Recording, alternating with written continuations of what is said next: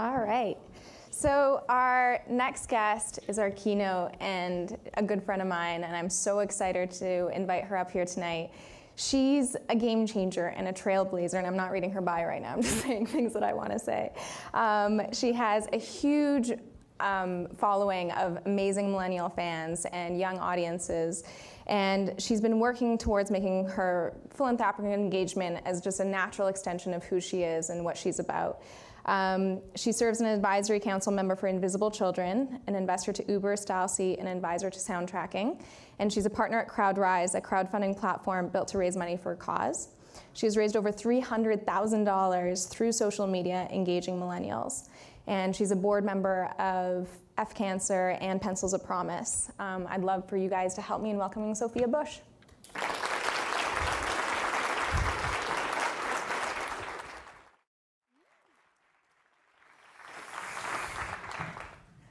Hello, everyone.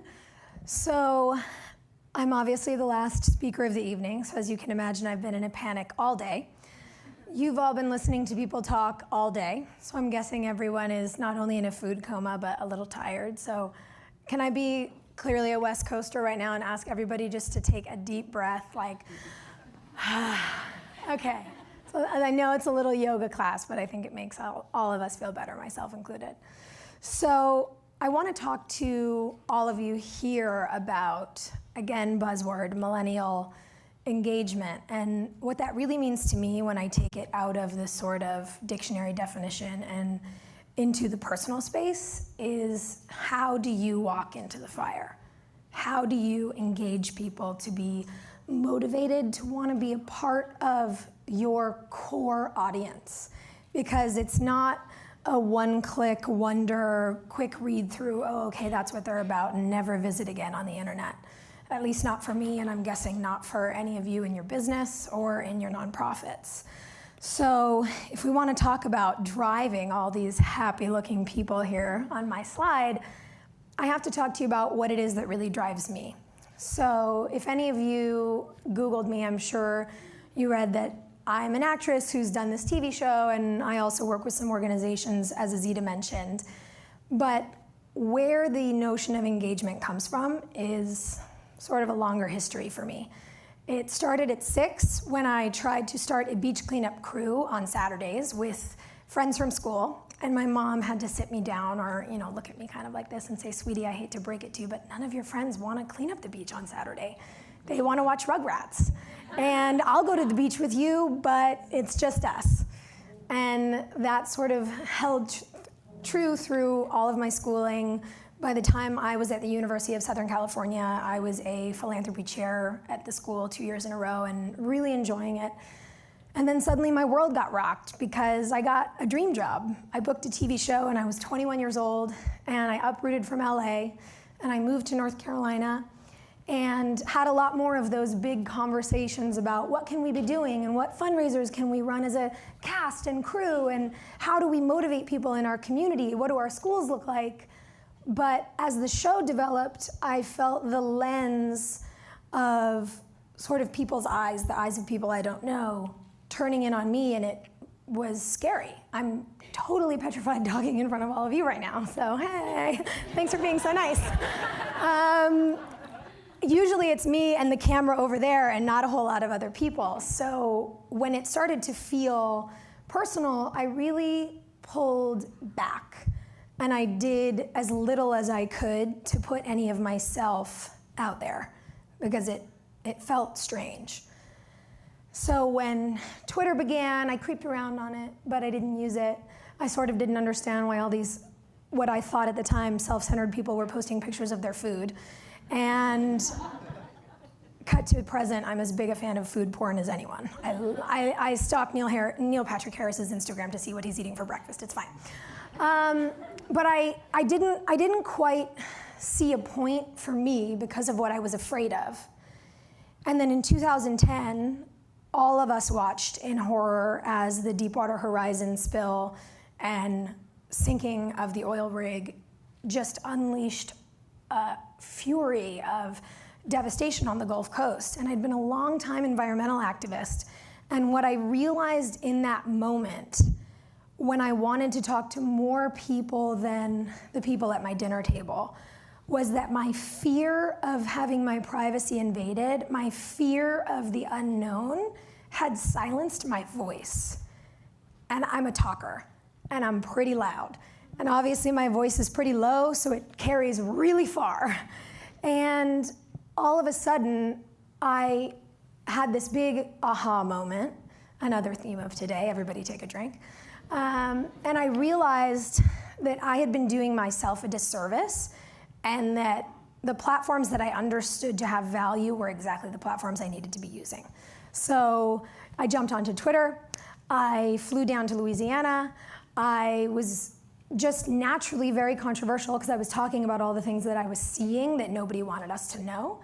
And I was really following my passion, and some people were a bit upset, some people were not happy about it, but I realized that for me, the imperative was telling the truth. So the thing that I was putting out in the world wasn't the like, hey, I'm on a red carpet, take my picture, celebrity pose. The thing that made me feel like I was being my most authentic self was talking to people about the things that actually mattered to me.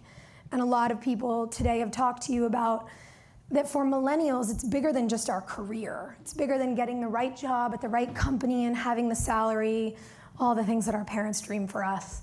We want meaning. And I found meaning in starting to use my voice. And so I don't spend my Thursdays at fancy Hollywood parties. I'm now spending my Thursdays at conferences with all you great people talking about how to change the world. And my public-facing persona is not a Getty image photograph from a red carpet. It's this. It's my CrowdRise platform.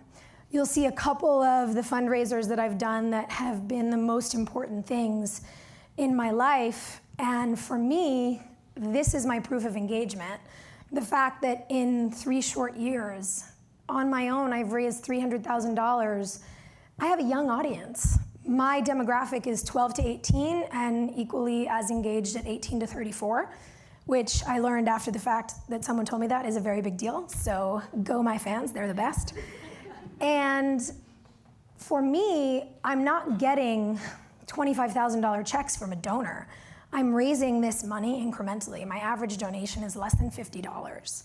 And that's money that when you're 18 means a lot. But in speaking honestly, in saying the things that I believe in to my audience, we've done some very exciting things. The second one to the right, my Pencils of Promise wish for my 30th birthday. I said, look, I'm 30, I don't need anything. I'd like to run a 30 for 30 campaign. If you can throw $3 or $13 or $30 at this, if we raise $30,000, we could build a school. And young people were so motivated by that idea that we raised $63,000 from $30 donations, and we built 2. So we want to be engaged. We're desperate for it. We crave meaning, and we crave purpose, and we crave movement. And a lot of businesses and organizations, I think, look at a slide like this and they think, okay, we have to build engagement, and then we can sort of build out a platform. We can build out a business model. We can create a pitch, and we'll get to our authenticity. But as the ladies were mentioning, we ingest images 60,000 times faster than we do words. And think about how many Instagram images go up a day. And when you're talking about engaging millennials, we're on Instagram all day. I spend 2.5 hours a day on my smartphone. And so if you're posting an image that's been built by a survey, polls, a focus group, we can tell because we see tens of thousands of images a day, everybody. We know when we're being sold. So if you try to build from engagement into authenticity, we sniff you out on our subconscious level when consciously we've just clicked away from you. So what I encourage all of you to do, whether you're a corporation or an NGO, is to really look inward, have that scary moment that, in the way it's relative to me, I had when I realized, wow, my fear of something unknown is silencing my voice. Look at your organization and think about what is it that matters to us. And it might be scary. We live in a world that's very polarized, but the ideal might be that for your business, you're gonna somehow, someday achieve 100% market penetration. We all know it's never gonna happen. Nobody's ever gonna please everybody. There's 7 billion people in the world. It's statistically impossible. But if you're pleasing yourselves, if you're pleasing your core group of founders, initial employees, out to say there's 30,000 of you, if you sit down and you say, who are we? What matters to us? What do we want to champion? And what do we want to go after? That's who you are authentically. That's what gives your business meaning. And when you have meaning, that's when you inspire us.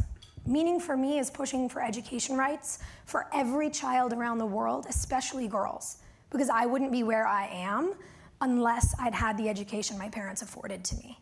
So other kids who know they're lucky to have an education or who fought for an education are inspired by that. And not everybody is, but that's okay. That's where we find our likeness. That's where my engagement comes from. So I encourage all of you to take a moment, take a deep breath and say, who are we? Who do we really want to be? And that's what all of this is, what drives you, your values, what you believe in. Think about what makes you angry.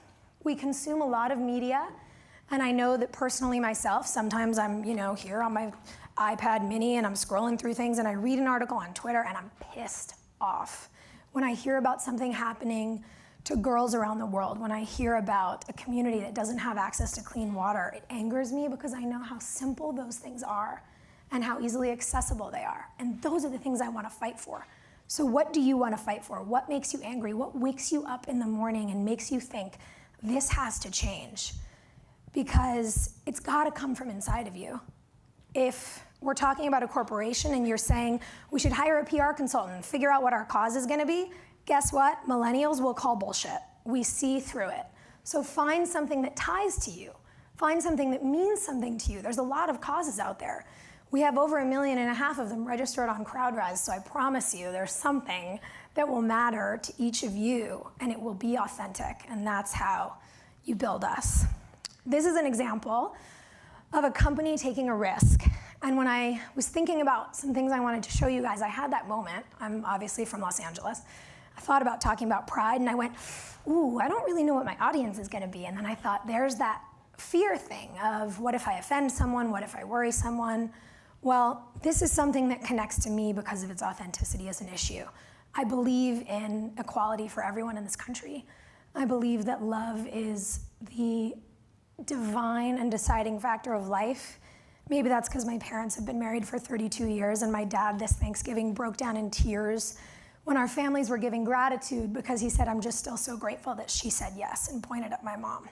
Cue the tears from all 42 people in my family at Thanksgiving. So the notion of people being able to marry the person who makes them weep with joy after 32 years means a lot to me. And it meant a lot to Oreo in this debate. Oreo is owned by Nabisco, and it's an $18 billion company. They're not exactly in a position where I think a lot of other companies that are worth that much money would want to get into a controversial issue. But they said this means something to us. And we want to lend our support and say, no matter how you might feel about it personally, our belief is that in this country, all of our neighbors should have the same protections and should be afforded the right to have the same love that we do. And that's a risk, but it was authentic. And they got a little bit of flack on Facebook, but the amount of support and appreciation that they garnered was exponentially greater. On the NGO side, another very controversial movement, but they did something amazing, was the Kony 2012 film that Invisible Children made. They have made over 10 films about Joseph Kony and the LRA and this crisis of children being abducted, mutilated, used as soldiers in Africa.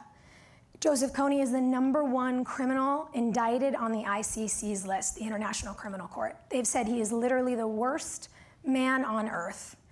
And this war has been going on for almost 30 years, and nobody cared. And no government cared, and no one wanted to do anything, and no one wanted to get involved. And the founders of this nonprofit said, if this happened in America to 5 children, it would be the cover of Newsweek, it would be the cover of Time. No one would rest until this guy was caught. And they made movie after movie after movie, and finally, they harnessed that power of entertainment, and they said, instead of making the movie that explains what's happening over there, like we've been taught by a standard business model we're supposed to do, why don't we make a movie that explains that they are us? Why don't we make a movie with our founder's 4-year-old son and the first boy in Africa that Invisible Children ever rescued, and talk about how they're the same child? The only difference is that where they live is governing how and whether they live. And this movie, made by a little nonprofit in San Diego, had 130 million unique views on YouTube in a week. And Joseph Kony made the cover of Time magazine. And President Obama authorized a special envoy to Africa to try to catch him. And it moves me to a point that I can't explain, because it's literally the proof in the pudding. Our generation craves a movement, and they crave the truth. And if you distill it for us, and if you explain it to us, we care because we are connected. As the ladies mentioned, we are connected to everyone on the globe every day. We understand that we're a global community, and we understand that we're global citizens. So if you can look at your company, at your nonprofit, and think about how you fit into that global citizenry and what kind of a mark you want to leave on the world, that's how you find all the people on all those channels who say, hey, me too. I want to roll with you, or I want to roll with you. I believe in your message, and I want to Facebook the hell out of your movie, and I want to tweet about your project, and maybe I've only got 20 spare dollars this month, or maybe I have 20,000, but I want to give it to you. So the question is, what now? Stop trying to sell us. Look in at yourselves. If you have conversations within your organization that matter, those conversations will proliferate outward. And the ground rules, the sort of movement that you begin in your walls, will translate authentically into all of your messaging and into everything that you ask of us. Because we want to be asked for things, but we don't want you to ask for things just because you want to turn $1 into $2. We want to know who you are and why we should join you. So you've got to be opinionated. And if you take action, again, within your organization, and you can figure out how to direct actions within your organization, that will happen so seamlessly with your media. You're not going to be hard to find. And I know it might be ironic because I'm a celebrity. I hate that word also. I hate it almost as much as I think everyone in the room today hates the word millennial after hearing it 7,000 times. You don't need a person who you think might be useful for your organization to be the face if they're not genuinely engaged. It has to come from you, and then I promise you it will come outward. So again, start at authenticity and then reverse engineer into your engagement. I promise we will follow.